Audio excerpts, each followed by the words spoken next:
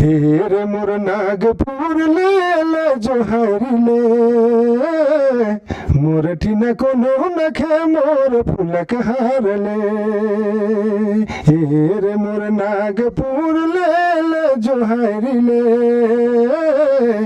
मोर ठिना कोनो नखे मोर फुलक हार ले तोरे अंगना में सूरज चांद जई जोर करे तोरे कोरा में कोयल झूम के हिलोर मारे तोरे अंगना में सूरज चांद जई जोर करे तोरे कोरा में कोयल झूम के हिलोर मारे। मित्रों नमस्कार, आप सभी का स्वागत है फिर से एक नए वीडियो में। मित्रों मैं हूं अभी झारखंड के एक गांव पिठोरिया के पास ओखरगढ़ा में और यहाँ रहते हैं हसीब राजा जी। और हसीब राजा जी से मिलने की मेरी काफी दिन से तमन्ना थी और आखिर आज मैं यहाँ पर आ पहुंचा हूँ। तो चलिए उनसे बातें करेंगे और किस तरह के सिंगर हैं, क्या किस तरह के गाने गाते हैं वो सब जानेंगे उनसे, उनके संगीत के सफर के बारे में जानेंगे। तो चलिए मिलते हैं हसीब राजा जी से।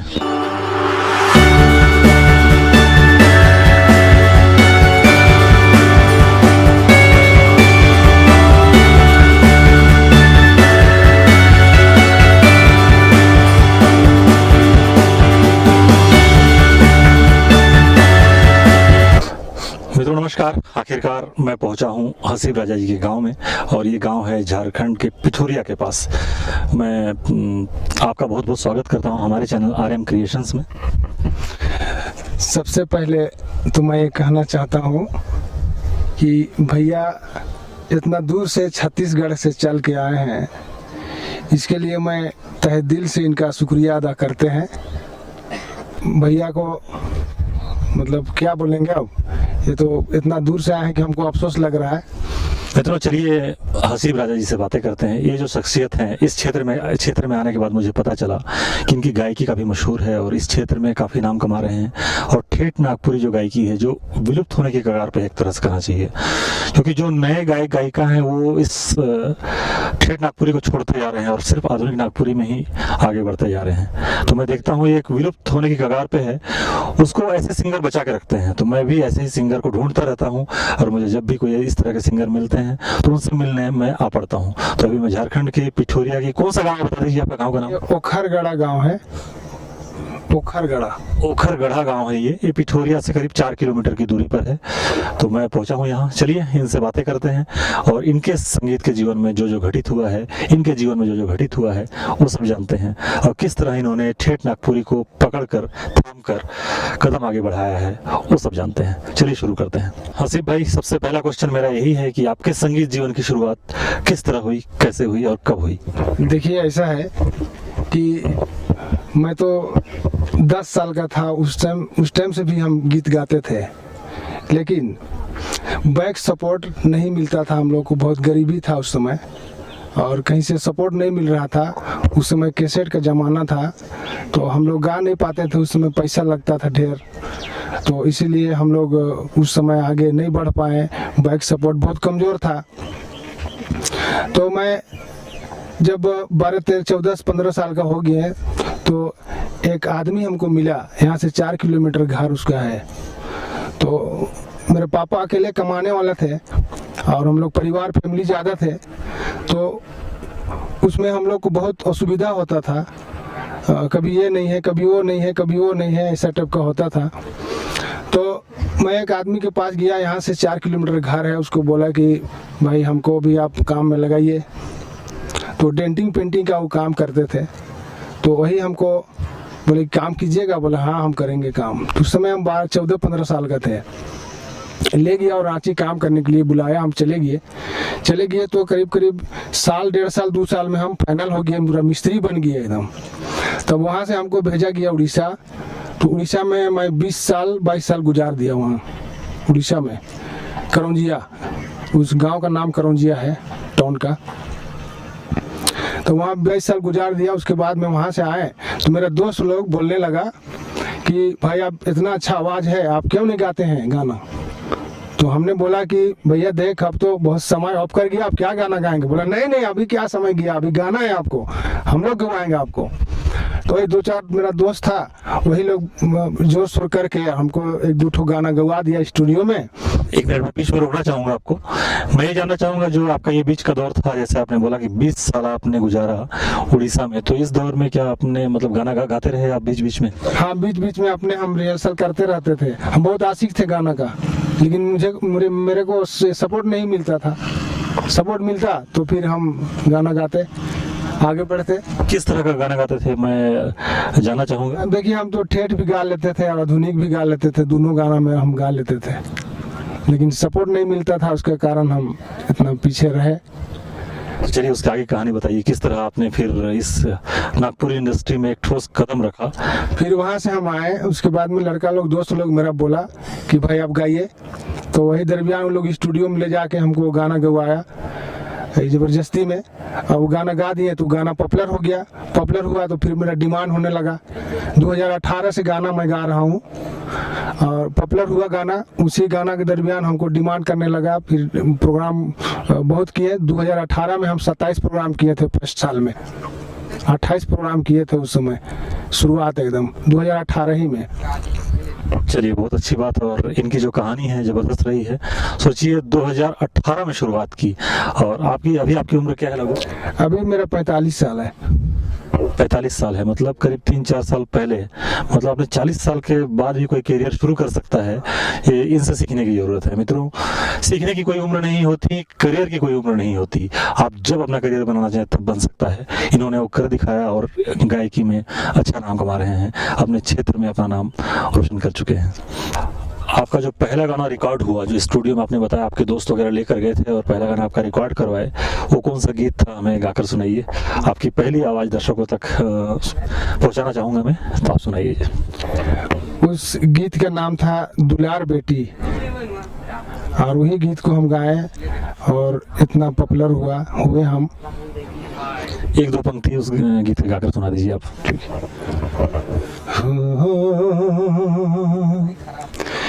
जिंदगी राहता भले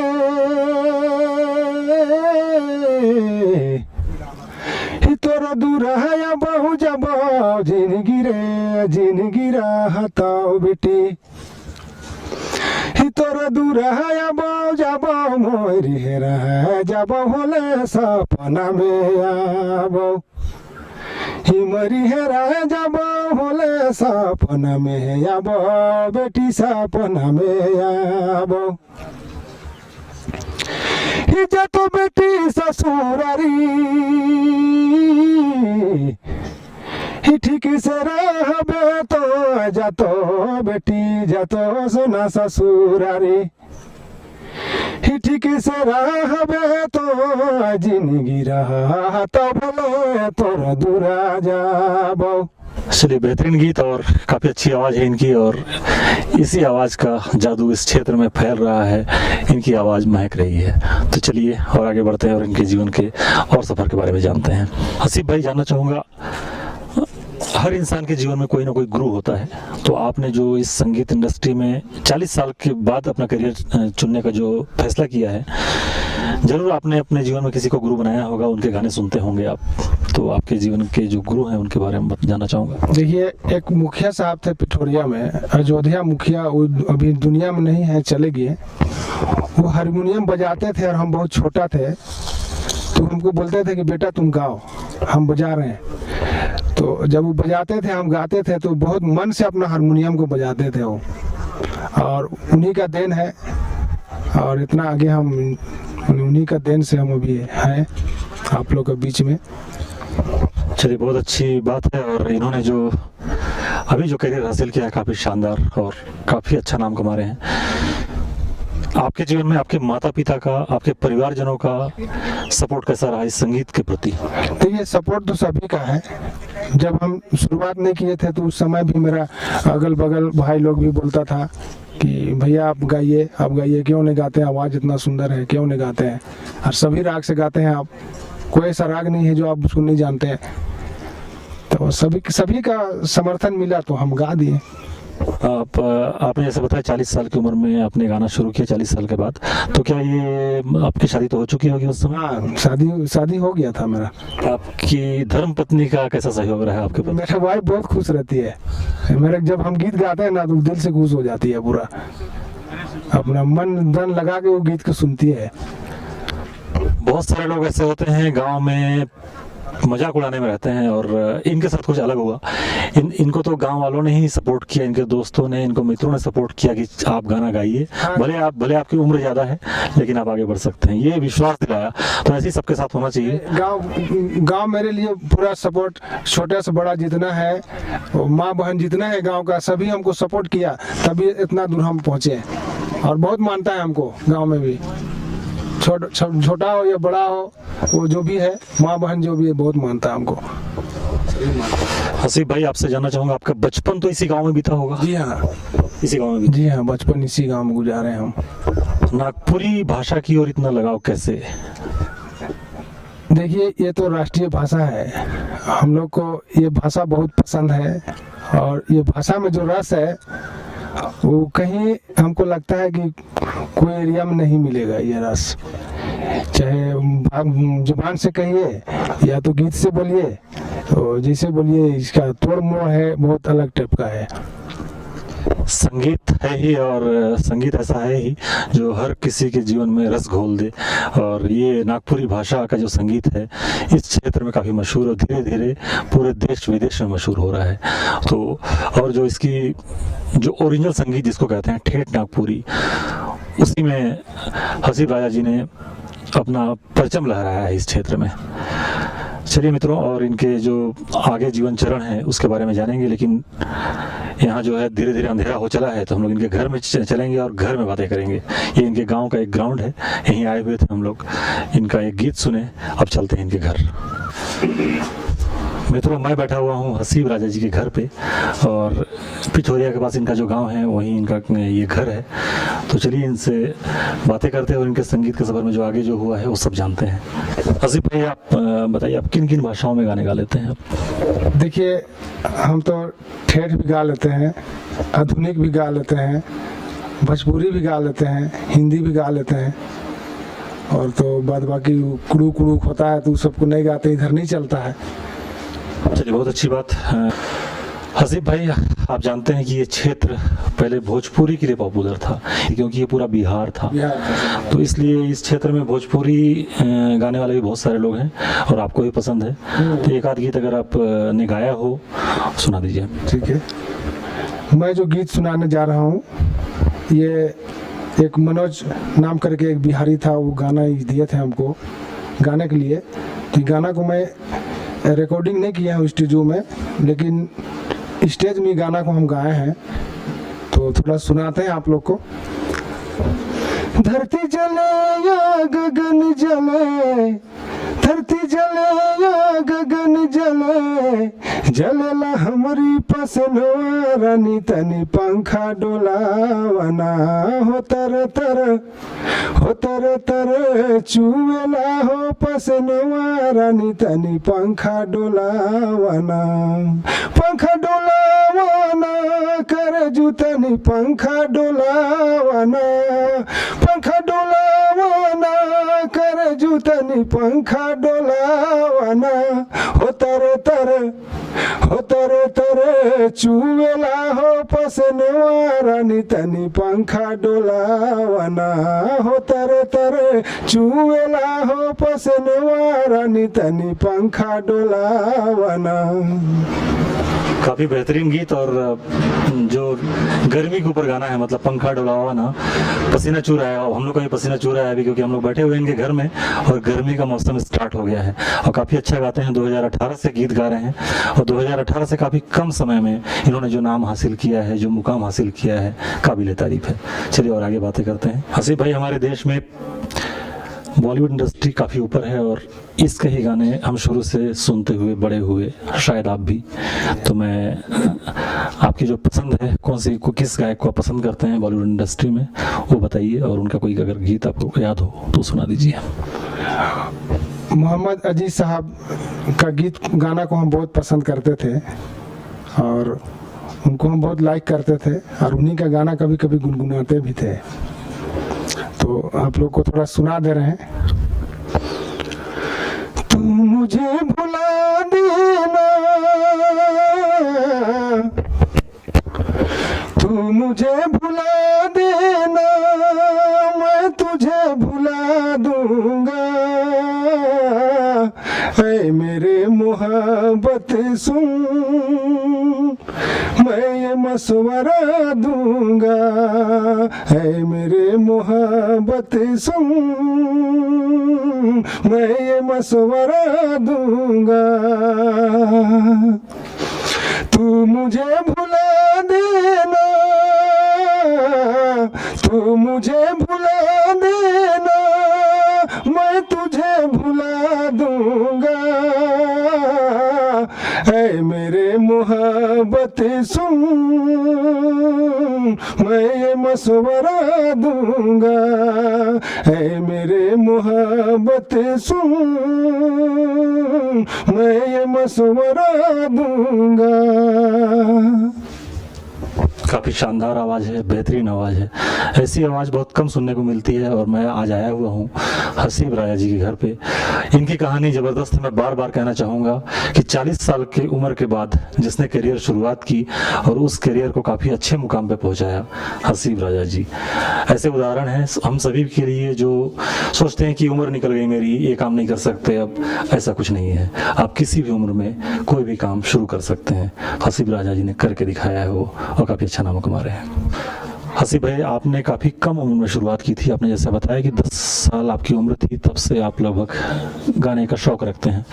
लेकिन आपने शुरुआत की काफ़ी देर, मतलब 20-25 साल बाद आपने शुरुआत की। लेकिन जो पिछला दौर था, जो आपने देखा 10-12 साल की उम्र में, 15 साल की उम्र में, उस दौर में और आज के दौर में आप क्या अंतर पाते हैं? अभी और पहले में बहुत फर्क है। फर्क यह है कि अभी आधुनिक दुनिया है, जो हम लोग का परंपरा है उसको छोड़ते जा रहा है और उसको नहीं लाता है। सिंगर लोग भी उसको नहीं चाहता है गाने के लिए। तो यही सब बात है। और हम लोग का जो है रीति रिवाज, जो परंपरा हम लोग का होते आ रहा है, उसको करना चाहिए। मैं तो एक सभी कलाकार लोग को कहूँगा। सही कहा आपने। एक्चुअली सब कुछ डिपेंड करता है डिमांड पे। जो मार्केट में डिमांड होता है उसी को लोग आगे लेकर चलते हैं। और हाँ, जो हमारे देश के लोग हैं वो हमारी संस्कृति को भूलते जा रहे हैं। शायद यही एक रीज़न रहा है कि लोग धीरे धीरे आधुनिक की ओर बढ़ चले हैं और ठेठ नागपुरी को भूलते जा रहे हैं। आपसे जानना चाहूँगा, आपने अभी तक लगभग कितने गाने गाए हैं? मतलब जो ठेठ नागपुरी है और जो भी आपने गाने गाए हैं, सभी मिला के, अभी ठेठ आधुनिक मिला के हम 60 गाना रिकॉर्डिंग किए हैं 2018 से अभी तक। आपने ठेठ गाने से काफ़ी पॉपुलैरिटी हासिल की है, मशहूरियत हासिल की है इस क्षेत्र में। कोई एक ठेठ गीत सुनना चाहूँगा जो काफ़ी मशहूर हुआ। आपका पहला गाना रिकॉर्ड हुआ, वो भी काफ़ी मशहूर हुआ, लेकिन उसके बाद आपका ऐसा कौन सा गीत था जिसने आपको इस क्षेत्र में पहचान दिलाई? छोटा नागपुर क्षेत्र में एक अलग ही मुकाम हासिल किया आपने। एक गीत हम गाए थे, प्यार प्यार काले। वो गीत बहुत ज़्यादा पॉपुलर हुआ और वो गीत से डिमांड भी बहुत ज़्यादा हुआ।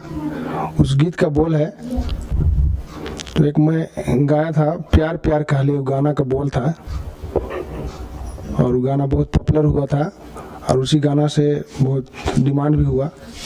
उस गाना का बोल है, प्यार प्यार काले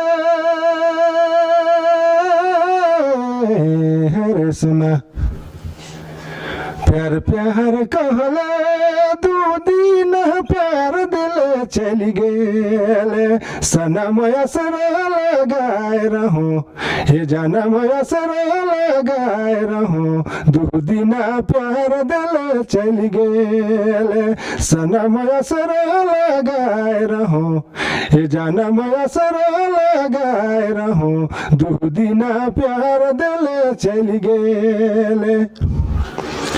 राती सपने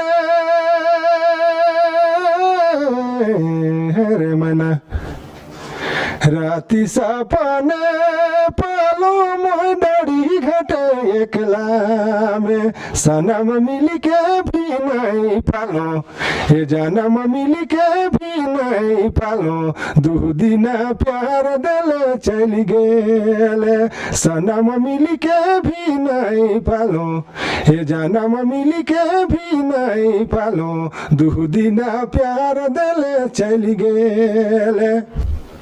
काफ़ी बेहतरीन आवाज़। और मित्रों, आप सभी को बता दूं, जो रस इस ठेठ नागपुरी संगीत में है, जो रस इस तरह की गायकी में है, और किसी में नहीं। मैं जब भी नागपुरी भाषा के गीत सुनता हूं तो इस तरह के गीत हमारे दिल तक पहुंचते हैं और हमारी संस्कृति, हमारे क्षेत्र में, हमारे गांव में हमारे साथ जो हो रहा है वो ये गीत दर्शाते हैं। काफ़ी शानदार आवाज़ आपकी। और मैं तो अभी से देख रहा हूँ कि आपका अभी जो उम्र है, इस उम्र में भी आप काफ़ी ऊपर तक जाएंगे। काफ़ी शानदार।